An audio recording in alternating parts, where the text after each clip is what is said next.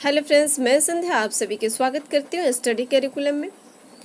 आज जीव विज्ञान के शिक्षण शास्त्र पेडागोजी ऑफ बायोलॉजिकल साइंस पढ़ेंगे, जो बीएड थर्ड सेमेस्टर के कोड 112B है। सबसे पहले इसका विषय सूची देख लेते हैं कि इसमें क्या क्या पढ़ना है। हमारे लिए कौन सा टॉपिक जो है वो बहुत ज़्यादा महत्वपूर्ण है। सबसे पहले आप फटाफट इस क्लास को अपने दोस्तों के बीच शेयर कर दें। जो साथी इस क्लास को पहली बार देख रहे हो स्टडी करिकुलम चैनल को सब्सक्राइब कर लें, और जो पहले से सब्सक्राइब किए हुए हैं उनको तहे दिल से धन्यवाद। तो चलिए क्लास को देखते हैं। इस विषय सूची को देख लेते हैं और वही टॉपिक हम लोग कवर करेंगे जो टॉपिक एग्जाम की दृष्टि से बहुत ज़्यादा महत्वपूर्ण हो। उसी टॉपिक के डेली क्लासेस चलेगी। नीचे कमेंट बॉक्स में आप लोग बताइएगा कि डेली क्लासेस आप लोग को चाहिए कि नहीं चाहिए। तो चलिए देखते हैं, आप लास्ट तक जरूर देखिएगा। बायोलॉजिकल साइंस जो है, इसका फर्स्ट अध्याय जो है जीव विज्ञान की प्रकृति, nature of biology. Nature of biology में हमें क्या क्या पढ़ना है, तो इसमें पढ़ना है विज्ञान का अर्थ क्या है और इसकी विशेषताएं कैसी होती है, विज्ञान को नूतन अवधारणा क्या है यानी कि न्यू कंसेप्ट ऑफ साइंस क्या है, जंतु विज्ञान क्या है और जंतु विज्ञान के क्षेत्र तथा इनकी शाखाएं कितने हैं जंतु विज्ञान के। फिर वनस्पति विज्ञान के बारे में पढ़ेंगे, वनस्पति विज्ञान के इसके क्षेत्र पढ़ेंगे, इसकी शाखाएं पढ़ेंगे। जैविक विज्ञानों के उत्क्रमिक क्षेत्र क्या है, और फिर भूमंडलीकरण तथा जैविक विज्ञान, जीव विज्ञान का संक्षिप्त इतिहास और इसके प्रमुख जो वैज्ञानिक है इनके नाम के बारे में इसमें चर्चा की गई है। प्रख्यात जो विश्व में है वैज्ञानिक और भारतीय जो वैज्ञानिक हैं उन लोग के बारे में कुछ नाम दिया गया है, उन लोग के बारे में बताया गया है, तो उनके बारे में हम लोग देखेंगे। जीव विज्ञान के क्षेत्र में व्यवसाय क्या है इसके बारे में देखेंगे। फिर परीक्षा उपयोगी जो प्रश्न है उसको सॉल्व करेंगे।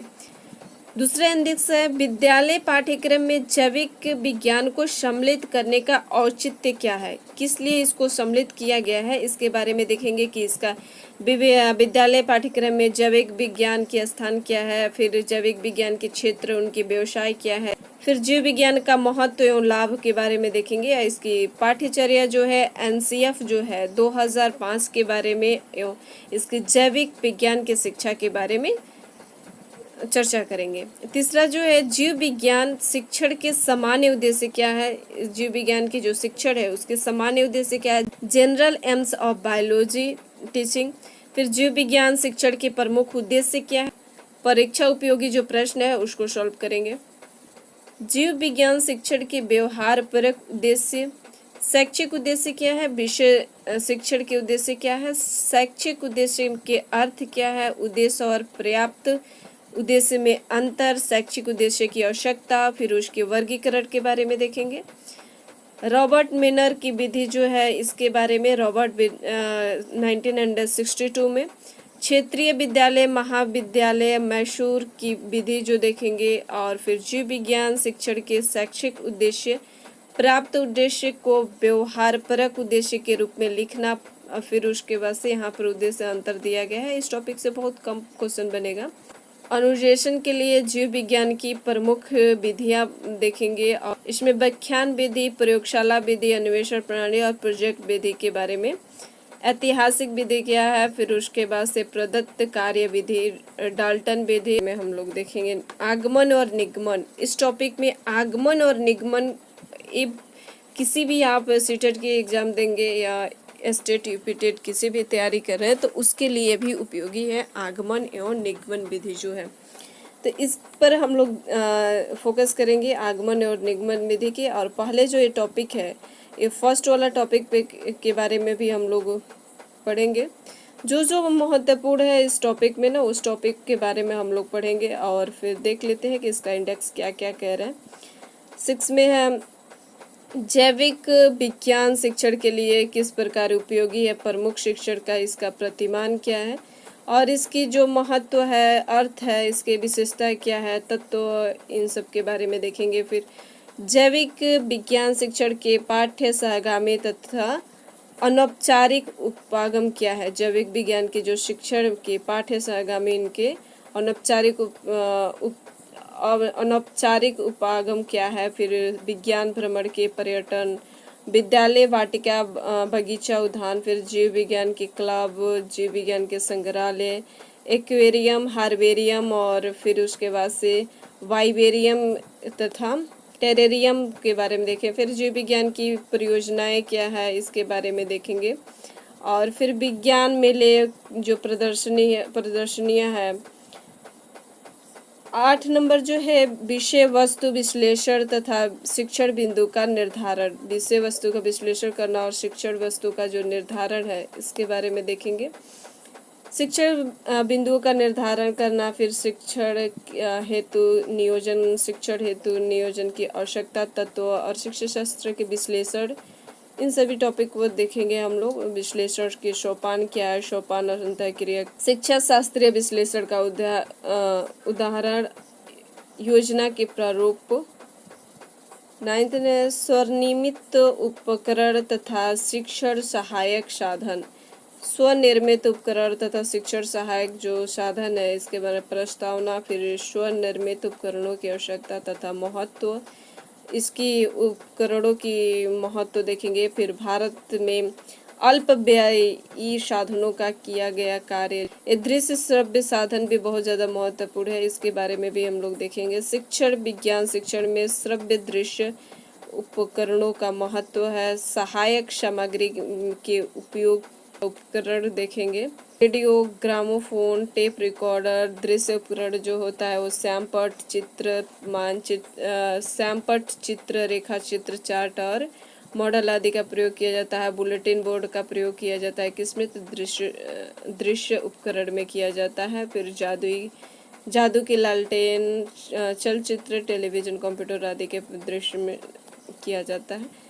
जैविक विज्ञान शिक्षण के नवाचार देखेंगे, जिसमें innovation in biological science technology, नया नवाचार का महत्व क्या है। और फिर टोली शिक्षण की विशेषता क्या है, टोली शिक्षण की प्रक्रिया, टोली शिक्षण के लाभ, अधिगम के आधार, संकोष्टिक, इन सभी के बारे में। सूक्ष्म शिक्षण क्या है, सूक्ष्म शिक्षण के बारे में देखेंगे। और फिर सूक्ष्म शिक्षण की विधियाँ, उसकी अवधारणा और फिर सूक्ष्म शिक्षण के सोपान कितने हैं, लाभ, इनकी सीमाएं। फिर शिक्षण कौशल के बारे में, टीचिंग स्किल, इसके चिन्हित तत्व, लक्ष्य क्या है, फिर उसके बाद से प्रकार कितने हैं। फिर कंप्यूटर सहायक अनुदेशन के बारे में देखेंगे। 11 नंबर जो है जैविक विज्ञान में पाठ्यक्रम तथा संशोधन का उपयोग जो है, जैविक विज्ञान में पाठ्यक्रम तथा संशोधन का उपयोग किस प्रकार है, इसका अर्थ, सिद्धांत, उद्देश्य के बारे में। इसकी दोष क्या है, जीव विज्ञान में पाठ्यक्रम का संगठन, उपविषय तथा संकेंद्रित विधि और संकेंद्रित या चक्राकार विधि। फिर थर्ड जो है प्रक्रियात्मक या एकीकृत उपागम।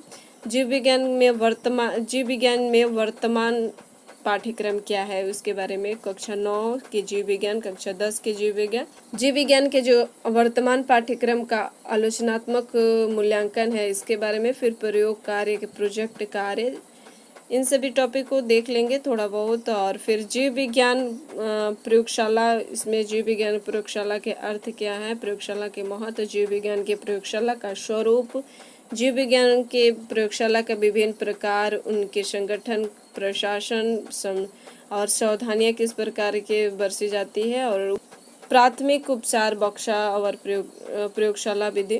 विज्ञान में प्रयोग परियोजना, experimental project in biological science, जिसमें अनुसंधान से अभिप्राय, फिर शैक्षिक अनुसंधान, क्रियात्मक अनुसंधान के क्षेत्र, उद्देश्य और इसके विशेषताएं, इनके गुण दोष, क्रियात्मक उद्देश्य के विशेषताएं, गुण दोष, इसके क्षेत्र क्या है। और फिर पद नंबर है पाठ्य पुस्तकें तथा सहायक सामग्री। पाठ्य पुस्तकें और सहायक सामग्री कौन कौन सी है, जैसे पाठ्य पुस्तक के अर्थ, जैविक विज्ञान, पाठ्य पुस्तक का महत्व एवं लाभ, फिर इसकी हानियाँ, सीमाएं, चयन और फिर मूल्यांकन के लिए मानदंड क्या है, फिर उसके बाद शेष मापन एवं मूल्यांकन के बारे में। फिर हंटर जर्ज का अंक पत्र, पाठ्य पुस्तकों में सुधार हेतु कोठारी आयोग के जो सुझाव है इसके बारे में देखेंगे। कोठारी आयोग के और हंटर के बारे में तो हम लोग फर्स्ट ईयर में भी पढ़े हुए हैं। हैंड बुक्स या हस्त पुस्तिकाएं, छात्रों की कार्य पुस्तिकाएं के लाभ क्या है, स्लाइड प्रदर्शन, दृश्य श्रव्य अवलंबन सामग्री, और फिर उसके बाद से मूल्यांकन इवोल्यूशन। इससे बहुत ज़्यादा क्वेश्चन बनता है।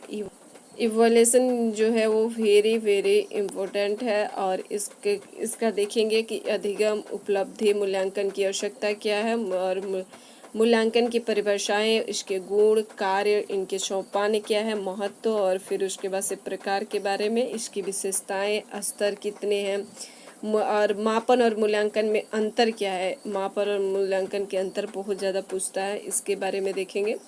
मूल्यांकन की उपयोगिता, उद्देश्य, उपकरणों की तकनीक, उत्तम उपकरण की विशेषताएं, फिर मानकीकृत एवं शिक्षण निर्मित परीक्षण, फिर उसके बाद से प्रश्न लेखन, इसकी प्रवृत्तियाँ, फिर वस्तुनिष्ठ परीक्षण के प्रकार, वस्तुनिष्ठ परीक्षण, और फिर उसके बाद से उपयोगी जो प्रश्न है। वर्तमान प्रायोगिक परीक्षा प्रणाली के दोष जो है उसके बारे में देखेंगे। फिर उसके बाद से विशिष्ट व्यवहारिक प्रतिफलों का मापन, संज्ञानात्मक प्रतिफल परिणाम, संज्ञानात्मक हेतु, मूल्यांकन परीक्षण, फिर भावात्मक परीक्षण, मनोशारीरिक परीक्षण, निदानात्मक परीक्षण।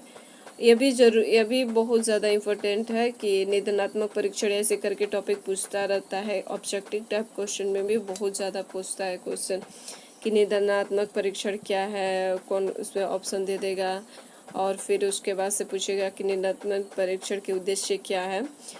उपचारात्मक रेमेडियल टीचिंग, और फिर उसके बाद से जैव विज्ञान शिक्षण में उपचारात्मक शिक्षण का संगठन, फिर इसके लाभ अंतर के बारे में देखेंगे। जीव विज्ञान के अन्य विषयों के सहसंबंध के रूप, और फिर जीव विज्ञान के पुस्तकालय और इसके संगठन के बारे में, शिक्षण के लिए नियोजन इकाई, फिर उसके बाद से नियोजन के स्तर, इकाई का योजना एवं अर्थ, इसके घटक, इसके परिभाषाएं, स्वरूप, इसके प्रारूप देखेंगे, और फिर उसके बाद से लाभ देखेंगे। अर्थ, पाठ्य योजना का जो अर्थ है, पाठ्य योजना की आवश्यकता, पाठ लेखन, फिर पाठ्य योजना के प्रारूप, पाठ्य योजना के जो उदाहरण है उसके बारे में देखेंगे, और फिर पाठ्य योजना के अभिकल्प के विभिन्न उपागम, RCEAM का उपकरण जो है, RCEAM का उपकरण का सोपान, J.F. हॉर्वर्ड का पाठ्य योजना,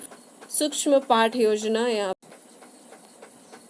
जीव विज्ञान की उत्पत्ति, स्टेनले मिनर का प्रयोग, फिर जैव विकास, समाज का समवृत्ति अंग कौन से है, और फिर समाज तथा समवृत्ति अंगों के अंतर, लैमार्कवाद, ये लैमार्कवाद से भी पूछता है, डार्विन के सिद्धांत, और इनके बारे में भी देखेंगे। फिर उसके बाद से लैमार्कवाद तथा डार्विनवाद की तुलना, फिर उसके बाद से जाति के निर्माण का उद्भव, फिर जैव विविधता, विभिन्न वैज्ञानिक विधि, पक्षियों से प्रेम, सजीवों के लक्षण, संक्रामक तथा असंक्रामक रोग, फिर कोशिकाओं की संरचना, कोशिका सेल स्ट्रक्चर, फिर पादप जंतु कोशिका के अंतर, सीलिया तथा फ्लेजिया, कोशिका विभाजन, समसूत्री विभाजन के विभिन्न घटकों के सारणी, फिर अर्धसूत्री विभाजन, संलग्नता, मानव स्वास्थ्य एवं पोषण, भोजन के कार्य, पोषण तत्व ये सभी आप लोग पढ़े हुए, जैसे कि न्यूट्रिशन के बारे में, विटामिन स्रोत और इसका उपयोगिता, फिर संतुलित आहार, आयु एवं कार्य के आधार पर कैलोरी, ऊर्जा का आवश्यकता किस प्रकार होता है, कि किशोरों और किशोरियों के संतुलन के आधार पर इस कुपोषण से संबंधित विधियाँ। ये जो टॉपिक है एंड में ये तो हम लोग पढ़े हुए हैं, जैसे कि सेल स्ट्रक्चर हो गया, फिर उसके बाद से बायोडाइवर्सिटी, और फिर इसके बारे में सेल स्ट्रक्चर, और फिर सिलिया, फ्लैजिला, सेल डिवीज़न, इन सभी के बारे में तो हम लोग पहले से ही पढ़ा हुआ है, तो इस पे ज़्यादा फोकस नहीं किया जाएगा। फोकस हम लोग का इधर रहेगा कि जैसे कि जो एग्ज़ाम के दृष्टि से बहुत ज़्यादा महत्वपूर्ण है, जिस टॉपिक से सबसे ज़्यादा क्वेश्चन बनेंगे उसी टॉपिक को कवर किया जाएगा।